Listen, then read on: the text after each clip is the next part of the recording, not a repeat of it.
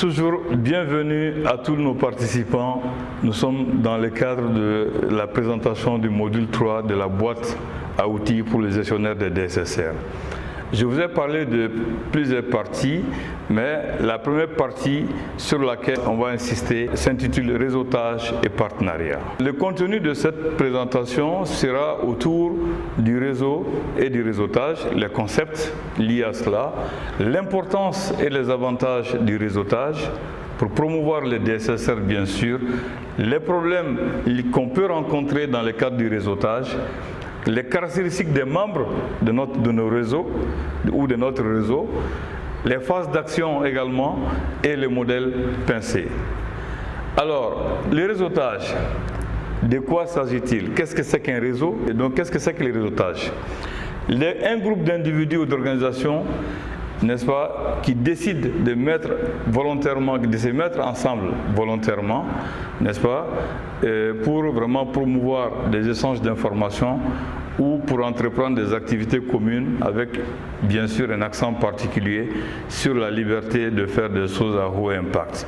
Je crois que c'est ça d'abord qu'il faut comprendre comme étant la définition même du réseau. Le réseautage ou la mise en réseau d'organisations qui visent les mêmes objectifs est l'acte de faire ou d'animer le réseau. Parce que ce qui est important, le réseau c'est la finalité, mais il y a tout un travail qu'il faut faire avant d'arriver à réussir un peu à mettre les organisations en réseau. Ce qui a lieu de noter, c'est qu'il y a une différence fondamentale entre les deux notions. Le réseau, d'abord, ça vise le rapprochement d'organisations pour poursuivre des objectifs communs. Le réseau également met les acteurs dans une situation où une condition facilitant, n'est-ce pas, rationalisant et ciblant les activités impliquées dans la mise en œuvre du réseau. Okay?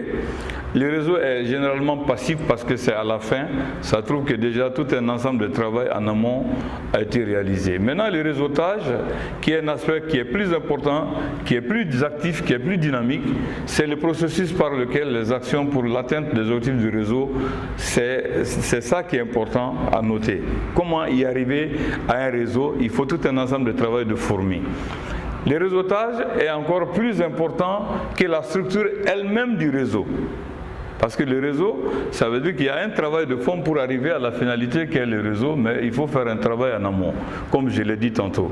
Le réseautage peut avoir lieu entre les organisations sans nécessairement avoir une structure de réseau, parce qu'on peut travailler ensemble même si on n'est pas dans une structure formelle.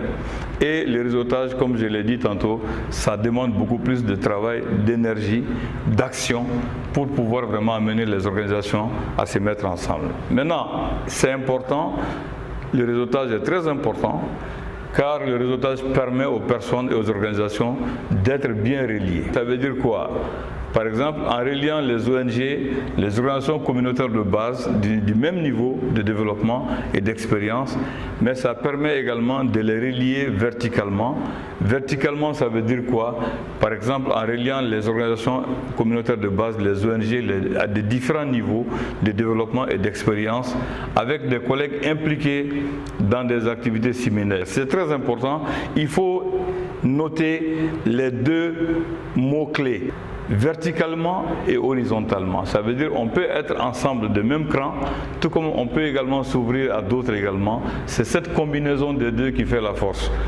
Et ça aide également à être en contact avec la réalité, les implications et les changements politiques, les nouvelles façons de faire. C'est important.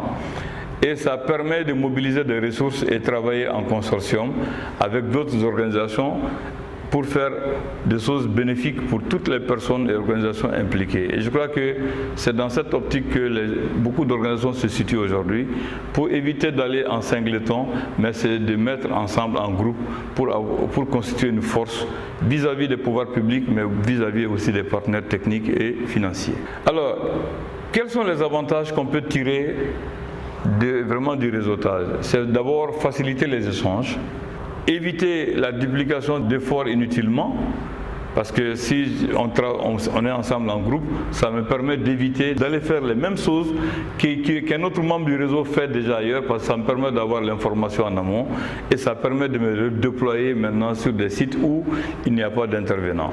Permet également une action collective plus conjointe pour obtenir, n'est-ce pas, beaucoup plus d'impact souhaité. Et ça permet également de fournir une source de soutien par les pairs, d'encouragement, de motivation et de reconnaissance. Cette partie importante, permettez-moi de dire tout simplement, quand on est en réseau, on se parle, on échange, on apprend, chacun apprend de l'autre. Ça évite les erreurs possibles que d'autres ont eu à commettre en amont, dans le temps, et donc on peut anticiper ce genre de problème. Alors, les réseautages permettent d'anticiper des problèmes. Les problèmes, entre autres, qui sont la mauvaise interprétation des intentions, n'est-ce pas, et des motivations, l'attitude peu coopérative, y compris des réticences également à partager. Dans un groupe, il y a toujours une dynamique de groupe qu'il faut observer. Le manque de fonds pour les activités du réseau, parce que généralement les gens préfèrent être individuellement plus forts que lorsqu'ils sont en groupe, ils font tout pour que le groupe vraiment ne bénéficie pas de la force qu'ils ont, alors que c'est le contraire qui devrait se faire à ce niveau-là. L'existence de suspicions parmi les membres concernant des activités et d'autres, vraiment des activités des autres membres du réseau. C'est important. Des barrières physiques. S'il y a des distances entre les membres des mêmes réseaux, naturellement, ça veut dire que le réseau peut ne pas fonctionner comme il faut. Des politiques gouvernementales souvent parfois défavorables, et je crois qu'une étude récente vient de démontrer qu'il y a beaucoup de problèmes de collaboration souvent, et souvent c'est les textes qui sont à la base de cette situation. La faiblesse de communication, dans le téléphone, le fax, souvent il peut y avoir des défaillances importantes, et même l'accès à Internet dans certaines localités, ça peut poser des problèmes. L'existence de fortes barrières culturelles également, entre deux régions, dans un même pays, ça peut créer des problèmes, et des problèmes de gestion et de leadership lorsqu'il y a des problèmes. Le management d'un réseau, l'équipe dirigeante d'un réseau ne respecte pas les normes exigées en matière de gestion et de bonne gouvernance, ça peut créer aussi des problèmes. Maintenant, les caractéristiques des membres d'un réseau. Dans un réseau, il y a toujours, comme je l'ai dit, dans une dynamique de groupe, il y a toujours différentes personnalités. Il y a ce qu'on appelle les catalyseurs, ils jouent un rôle fondamentalement important parce qu'il a une source d'inspiration qui incite les autres à agir. Il y a les facilitateurs, et les facilitateurs, c'est quelqu'un, n'est-ce pas, tout partenariat a besoin d'un facilitateur neutre qui peut amener, n'est-ce pas, pour amener les partenaires potentiels ensemble et les maintenir dans une dynamique de collaboration. Les champions sont des responsables d'associations, d'organisations de jeunes et de femmes. Des personnes passionnées, mais des personnes hautement collaboratives qui peuvent aider à faire vraiment des avancées significatives. Les décideurs, c'est les personnes en position d'autorité dans la communauté, mais aussi les réalisateurs, ce sont les gens, ce qu'on appelle dans les fourmis. Vous connaissez l'histoire des fourmis.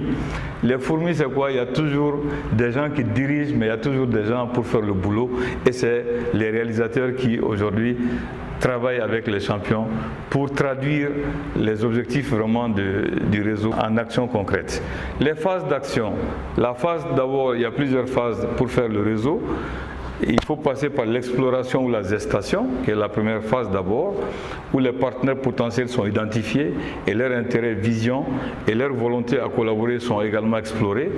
Ensuite, il y a la phase de la formation ou la naissance proprement dite. Il y a l'exécution proprement dite, ça veut dire qu'on est déjà constitué, on va vers la mise en place vraiment du réseau. Il y a la phase de maturation, c'est là où le partenariat commence à avoir des résultats tangibles et les relations deviennent matures. C'est important.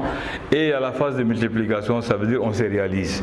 Maintenant, le modèle pincé est un modèle de chaîne d'influence également pour une influence politique légitime, efficace au niveau international. Il vise à nouer des alliances et créer des réseaux pour augmenter l'efficacité des efforts de plaidoyer dans plusieurs domaines, dont entre autres les droits sexuels et santé de la reproduction. C'est important. Donc voilà un peu le schéma que je vous présente également du modèle Pincé, où vous allez voir les ONG se mettre ensemble dans des alliances pour influencer les décisions politiques, mais pour changer également toutes les habitudes de travail également des grands décideurs au niveau mondial. C'est les institutions internationales, c'est l'Union africaine, c'est l'Union européenne. Le Nord et le Sud doivent se donner la main.